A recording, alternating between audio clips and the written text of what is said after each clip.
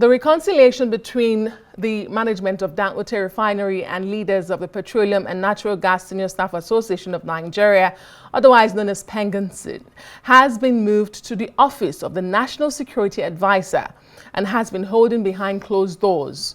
The meeting, which continued from Monday, saw the Minister of Labour and Employment, Mohammed Niyadi, along with some members of PENGASSAN and who had earlier arrived for the meeting, leaving the Labour Ministry for the NSA's office. Meanwhile, PENGASSAN had earlier vowed to continue its nationwide strike against Dangote Refinery despite a restraining order from the National Industrial Court. In a memo signed by its General Secretary, Lumumba Okugbawa, the union dismisses reports of a valid court injunction halting its action. The General Secretary instructed all members to continue the strike until further notice and warns that only official communication channels should be trusted. On Monday, Justice Emmanuel Somblim of the National Industrial Court in Abuja had restrained PENGASSAN from proceeding with its planned industrial action.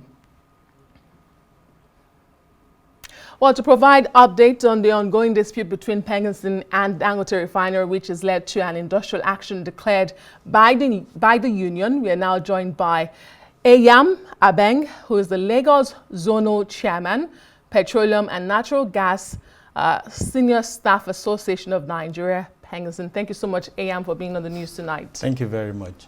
Well, let me begin by asking you if you can update Nigerians on the meeting with the NSA today, the National Security Advisor. What can you tell us at this time about that meeting? The meeting is still ongoing, and the stand of PENGASSAN is very clear. On the 8th of September, the Dangote Refinery signed an MOU with the organized labor, and that agreement gave room for a 2 weeks duration for us to be able to unionize. PENGASSAN stepped in, and we began the unionization because for the senior staff has to write to us and they say they want to identify and then they fill our forms.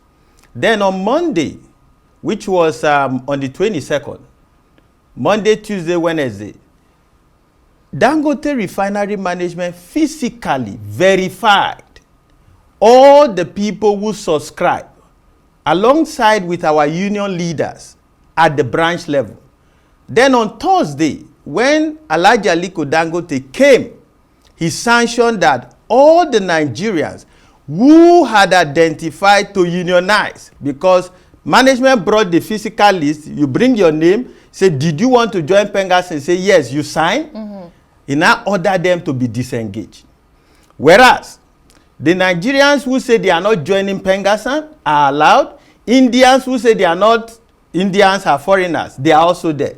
The question we ask is that, how can a company that signed an MOU on the 8th of September not keep the MOU? Because as part of the MOU, they are supposed to return back to the Federal Ministry of Labour and Productivity a week after.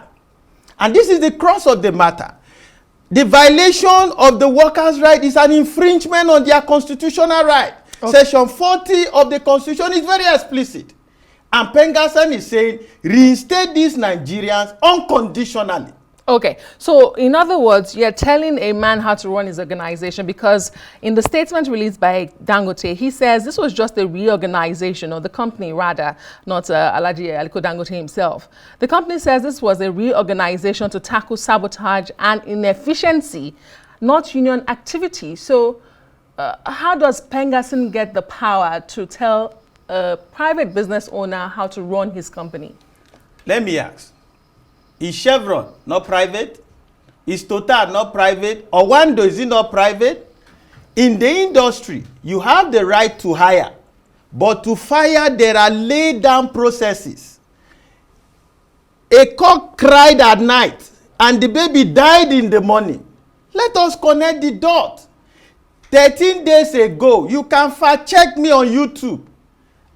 Aliko Dangote came out to the whole world and praising how effective and efficient Nigerian engineers are. All because the people say we want a better condition of service. We want a better welfare package. We want job security. And you are sacking them. Let Nigerians know today that in the oil and gas industry, Dangote refinery is the least paid. Dangote refinery, people work there without PPEs. Dangote refineries is a place where the basic safety standards have not been adhered to. Dangote refinery is the highest abuser of expatriate quota. As we speak today, the Nigerian Immigration Service can go to Dangote refinery. We have 2K apartments, we have 4K apartments, whereby we have over 5,000 Indians habitating there. The population ratio between Nigerians and Indians, Nigerians are just 2,000, and we have over 9,000 Indians. The question we are asking ourselves is that Nigerians government supported Dangote refinery by subsidizing efforts, by ensuring that there is crude for naira flexibility. But today, what are we getting in return? Well, we are now having the infringement of people who decided to say we want a better condition of service. Okay, those are allegations you have raised. But it is not allegations, they are verifiable. The allegations until we hear from the company and we see these things you have raised. But the company, however, says there are over 3,000 Nigerians. You have just said there are 2,000 Nigerians. That's why I said the allegations. And you have raised more. Let me ask you, on another broadcast this morning on the national television, the National President, Association of Distributors and Transportation of Petroleum Products, Mr. Dansaki, says the PENGASSAN and NUPENG quarrel is just for their pockets over dues that you collect, and it is a personal fight, and you're sabotaging not only Dangote but the Nigerian economy. How do you react to an association like that, who say they are the owners of the trucks and the drivers are their employees? We are not averse to them. PENGASSAN are senior staff and middle management staff. Do you own the trucks? We don't do business with trucks. Do you hire the drivers? We do not. That is not within our confines. Great. So my question really is, this association say they are the truck owners. They also hire the drivers. So why are you the ones crying more than the bereaved here? So let's understand fundamentally. When you talk about trucks drivers, truck owners, in the industry we have two unions, NUPENG and PENGASSAN. For PENGASSAN, we are senior staff. For NUPENG, they are junior staff. And for you to be a PENGASSAN member, you must have a minimum of OND and above. If the drivers are OND holders and above, they will belong to PENGASSAN. But that is not the crux of the matter. That is the symptoms. The crux of the matter is that a company terminated over 800 Nigerians for identifying with PENGASSAN for the improvement of the condition of service, their welfare package, and job security. PENGASSAN is not averse. They can allege. When you say sabotage, I want to ask, sabotage is vague. Would an Indian love Nigerian investment more than Nigerians? What is the contribution of Indian government to that refinery? I have stated earlier on that the federal government of Nigeria subsidized efforts. Today, you just read on your news that there is an agreement signed by the National Oil Company of Nigeria, NNPC, and Dangote to supply product for a certain period of time. Do you know, from development, from the wellhead to the terminal, everything is costed in dollar. However, the Nigerian government, as a way of supporting it, is now selling in naira. But instead of Dangote to appreciate the goodwill, is rather employing Indians. As we speak, it's on the verge of bringing 2,000 Indians into the country. Okay, so the crude for naira sales, is it really for Dangote or for the Nigerian people? This is a venture of the Nigerian government, a step they have taken to ensure that Nigerians can still afford to buy petrol. But again, let me ask you, so you are saying this is not about the dues that is accrued to your association? No.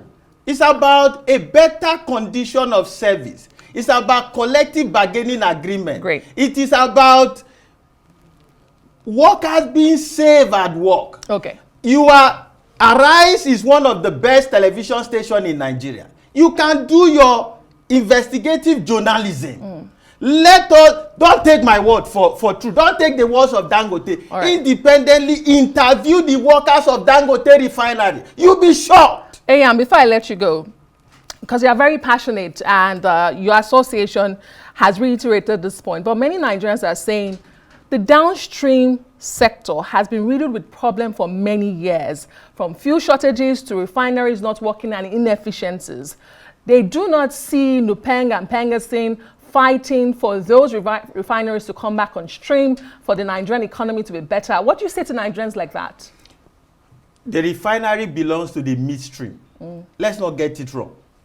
So that is not, you're not going to fight for that? Is that why you have not fought for that? PENGASSAN consistently in the last 30 years, for the government-owned refineries, we have always advocated the NLNG model. What is the NLNG model? It's a model where government hold the minority shares, like 49%, and the organized private sector hold 51%. And that is to guarantee energy security. What Dangote is trying to do is to monopolize energy security. My sister, nations have gone to war because of energy security.